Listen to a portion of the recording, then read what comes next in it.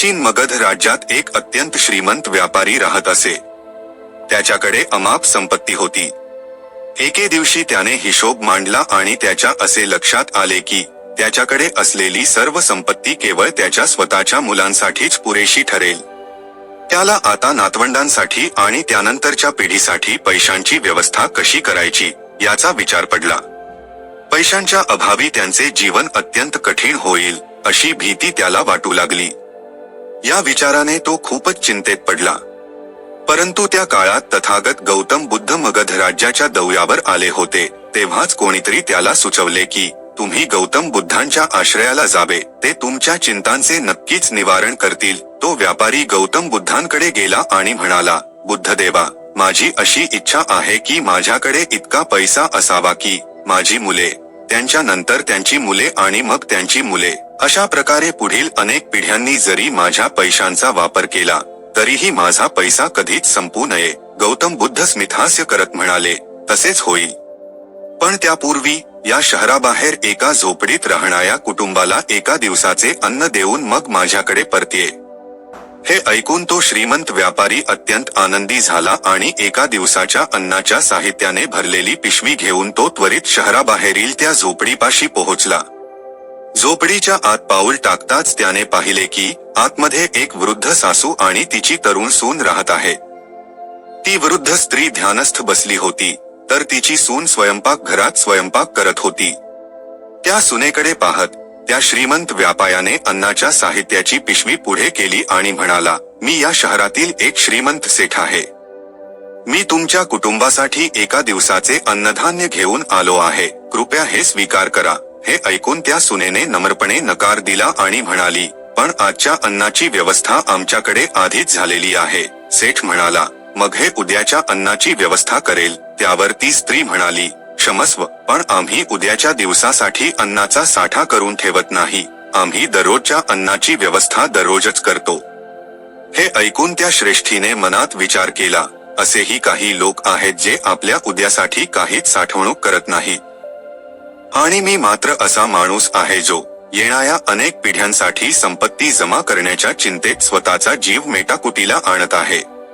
आता त्या श्रेष्ठीला ख्या अर्थाने उमजले की गौतम बुद्धांनी त्याला शहराबाहेरील या झोपडीत का पाठवले होते. दुसऱ्या दिवशी सकाळी तो श्रेष्ठी पुन्हा गौतम बुद्धांकडे गेला आणि म्हणाला, तथागता, तुम्हाला मला जे समजावून सांगायचे होते ते आता मला पूर्णपणे समजले आहे. पण चिंता म्हणजे नक्की काय आणि ती कशी निर्माण होते याबद्दल तुम्ही मला थोडे सविस्तर सांगाल का? तसेच त्यावर उपाय काय आहे? गौतम बुद्ध म्हणाले, उद्याची चिंता केल्याने आपले उद्याचे भविष्य बदलेलच असे नाही, पण आजचा आपला आनंद मात्र ती नक्कीच हिरावून घेते. चिंता हा एक असा मानसिक आजार आहे जो आपल्या आयुष्यातील सर्व प्रकारचा आनंद नष्ट करतो आणि जीवनाला नीरस व कंटाळवाणे बनवून टाकतो. वास्तविक पाहता चिंतेचे असे कोणतेही स्वतंत्र किंवा खरे अस्तित्व नसते. चिंता ही केवळ एक भावना आहे, एक असा विचार आहे जो भविष्याच्या भीतीतून निर्माण होतो. ज्या गोष्टींवर आपले कोणतेही नियंत्रण नाही आणि ज्यांच्यासाठी आपण काहीच करू शकत नाही, अशा गोष्टींचाच वारंवार विचार करत राहणे यालाच चिंता असे म्हणतात. गौतम बुद्ध पुढे म्हणाले, जरा एकदा खोलवर विचार करून पहा. ज्या गोष्टींवर तुमचे मुळीच नियंत्रण नाही, ज्या गोष्टी तुम्ही कितीही प्रयत्न केलात तरी बदलू शकत नाही, जर तुम्ही त्या गोष्टींचा दिवसभर विचारच केला नाही तर मग त्यात नक्की काय बिघडणार आहे? हे ऐकून तो श्रेष्ठी म्हणाला, बुद्धदेवा, तुम्हाला असे म्हणायचे आहे का की आपण कोणत्याही गोष्टीचा किंवा घटनेचा विचार करणेच थांबवून द्यावे?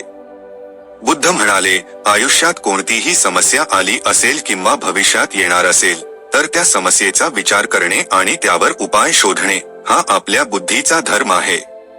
परंतु त्याच समस्येचा वारंवार आणि पुन्हा पुन्हा विचार करत राहणे हा मात्र एक मानसिक आजार आहे. जेव्हा आपले मन एखाद्याच घटनेत किंवा विचारात अडकून पडते, दिवसभर केवळ त्याच गोष्टीचा किंवा घटनेचा विचार करत राहते आणि त्याच गोष्टीत गुरफटून जाते, तेव्हा अशा प्रकारचा विचार आपल्या आयुष्यातील सर्व आनंद, सर्व शांती आणि सर्व उल्हास हिरावून घेतो. चिंतेचा अगदी साधा अर्थ असा आहे की ज्या गोष्टी आपल्या आयुष्यात अजून घडल्याच नाही त्याबद्दल व्यर्थच विचार करत बसणे.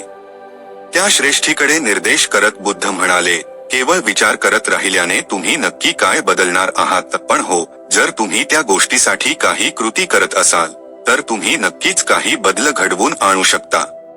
परंतु जर तुम्ही त्या गोष्टीचा किंवा घटनेचा वारंवार विचार करणे थांबवले तर त्यामुळे काहीही बिघडणार नाही. मग तुम्ही त्याच गोष्टीचा पुन्हा पुन्हा विचार का करत राहता? तुम्ही तुमच्या आयुष्यातील सर्व सुख आणि शांतता स्वतःच्याच हातांनी का नष्ट करत आहात? भविष्याबद्दल लोक ज्या अनेक घटनांची सतत चिंता करत बसतात, त्यातील बहुतांश घटना त्यांच्या आयुष्यात प्रत्यक्षात कधीच घडत नाही. केवळ चिंता केल्याने तुमच्या भविष्यातील समस्या सुटणार नाही, उलट तुमचे आजचे सुख मात्र नक्कीच हिरावले जाईल. एक गोष्ट लक्षात घ्या की चिंतेत घालवलेला केवळ 1 तास तुम्हाला दिवसभर केलेल्या कष्टाच्या कामापेक्षाही अधिक थकवून टाकतो. खरं तर जेव्हा प्रत्यक्ष आयुष्यात एखादी अप्रिय घटना घडते तेव्हा त्या घटनेमुळे आपल्याला तितका त्रास होत नाही जितका त्रास आपण त्या घटनेचा मनातल्या मनात विचार करून स्वतःलाच करून घेतलेला असतो. तेव्हा श्रेष्ठीने गौतम बुद्धांना विचारले, तथागता, मग तुमच्या मते आयुष्य जगण्याचा योग्य मार्ग कोणता आहे? बुद्ध म्हणाले, भूतकाळाचे दुसरे नाव म्हणजे पश्चात्ताप आणि दुःख, तर भविष्याचे दुसरे नाव म्हणजे संघर्ष.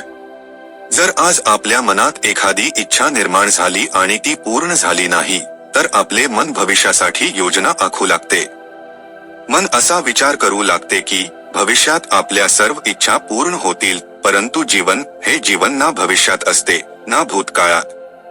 जीवन हे केवळ या क्षणाचे नाव आहे, म्हणजेच या क्षणाचा अनुभव घेणे हाच खऱ्या अर्थाने जीवनाचा अनुभव होय. आणि हे सर्व माहीत असूनही आपण या सत्याबाबत अज्ञानीच राहतो. एकतर आपण भूतकाळातील आठवणींमध्ये हरवून जातो किंवा मग भविष्यासाठी योजना आखण्यातच मग्न राहतो. आणि अशा प्रकारे आपले संपूर्ण आयुष्य निघून जाते. जर आपण केवळ एक सत्य आपल्या अंतर्मनात साठवून ठेवले, ते म्हणजे आपण ना भूतकाळ बदलू शकतो ना आपले भविष्य पाहू शकतो, आपण केवळ पूर्ण संयमाने आणि धैर्याने भविष्याचे स्वागत करू शकतो आणि ते स्वीकारू शकतो. तर असे केल्याने आपल्या जीवनाचा प्रत्येक क्षण खऱ्या अर्थाने जिवंत होणार नाही का? सेठ म्हणाले, बुद्धा, तुमचे म्हणणे अगदी बरोबर आहे. पण तुम्ही कितीही प्रयत्न केलात तरी मनात काळजीही असतेच. कदाचित मोठी काळजी नसेल तरीही कुटुंबाची काळजी मात्र सतत सतावत असते. बुद्ध म्हणाले, काळजी वाटणे हे अगदी स्वाभाविक आहे, परंतु त्या काळजीचे रूपांतर चिंतनामध्ये करणे हेच आपले खरे कर्तव्य आहे. मला तुम्हाला एका गोष्टीची आठवण करून द्यायची आहे जी तुम्हाला आधीच माहीत आहे. तुम्ही या जगात येण्यापूर्वीही हे जग अस्तित्वात होते, तेव्हाही समाज होता आणि कुटुंबही होते. आणि जेव्हा तुम्ही हे जग सोडून जाल तेव्हाही या सर्व गोष्टी इथेच कायम राहतील. तुमच्या येण्या जाण्याने यात फारसा काही फरक पडलेला नाही. तसे पाहिले तर तुमच्या जन्मापूर्वीचा काळ आणि तुमच्या मृत्यूनंतरचा काळ, त्या दोन्ही गोष्टी तुमच्या हातात नाहीत. तुमच्या हातात केवळ आणि केवळ तोच काळ आहे जो तुम्ही आता प्रत्यक्ष जगता आहात, तोच क्षण ज्यामध्ये मी आता तुमच्याशी संवाद साधत आहे आणि तुम्ही माझे बोलणे ऐकत आहात. होय, केवळ हीच गोष्ट तुमच्या हातात आहे. आणि प्रत्येक वेळी असा एखादा छोटासा क्षणच तुमच्या हाती येतो आणि त्यानंतर तो कायमचा नाहीसा होतो. मग सांगा, या क्षणाचे तुम्ही काय करणार आहात? तुम्ही काळजी करत बसून हा क्षण वाया घालवणार आहात का?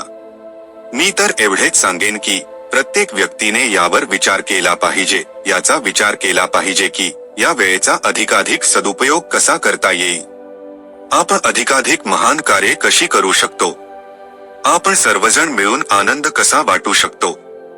हे नेहमी लक्षात ठेवा. काळजी ही माणसाला थेट त्याच्या चितेपर्यंत घेऊन जाते, तर चिंतन हे त्याच्या मनाला सोन्यासारखे शुद्ध आणि तेजस्वी बनवते. सेठ म्हणाले, बुद्धा, तुमचा मुद्दा मला पूर्णपणे समजला. तो म्हणजे जीवनाकडे फारसे गांभीर्याने पाहणे. आपण आपले जीवन पूर्ण ऊर्जेने आणि आनंदाने वर्तमानात जगण्याचा प्रयत्न केला पाहिजे. सेठने पुढे प्रश्न विचारला, पण बुद्धा, जर एखादी व्यक्ती चिंतेने घेरली गेली असेल तर त्यातून बाहेर कसे पडावे? गौतम बुद्ध म्हणाले, तू कधी एखाद्या मोठ्या बोगद्यातून बाहेर आला आहेस का? तिथे नेहमीच अशी भीती असते की जर आपण आत अडकलो तर काय होईल? या बोगद्यातून बाहेर कसे पडावे? पण जर तू बारकाईने पाहिलेस तर बोगदा कितीही मोठा असला तरीही त्याच्या दुसऱ्या बाजूला नेहमीच प्रकाश असतो. तो प्रकाश केवळ अशाच व्यक्तीला गाठता येतो जी संपूर्ण बोगदा पार करून त्याच्या दुसऱ्या टोकापर्यंत पोहोचते. आणि अगदी त्याचप्रमाणे आपल्या आयुष्यात अनेकदा आपण स्वतःला नैराश्य आणि चिंतेच्या एका अंधाया बोगद्यात अडकलेले पाहतो, जिथून बाहेर पडण्याचा कोणताही मार्ग दिसत नाही आणि असे वाटते की आपले हे आयुष्य असेच संपणार आहे. पण अशा परिस्थितीत अगदी त्या बोगद्याप्रमाणेच नैराश्य आणि चिंता दूर करणारा आशेचा प्रकाश केवळ अशाच व्यक्तीला गवसतो जी सतत पुढे चालत राहते आणि प्रयत्न करत राहते. त्यामुळे जर तुमच्या आयुष्यात कधीही दुःख आणि चिंतेचा एखादा क्षण आला तर तिथेच थांबू नका, फक्त प्रयत्न करत राहा, तुम्हाला नक्कीच यश मिळेल. तोपर्यंत सेठला गौतम बुद्धांचे म्हणणे पूर्णपणे उमजले होते. त्याने बुद्धांचे आभार मानले आणि तिथून निरोप घेतला. बुद्धांच्या उपदेशातून आपणास समजले की आयुष्याला खूपच गांभीर्याने घेणे थांबवा. जर असे घडले तर काय होईल, जर तसे घडले तर काय होईल, असा विचार करत बसू नका, कारण प्रत्यक्षात काहीही बिघडणार नाहीये.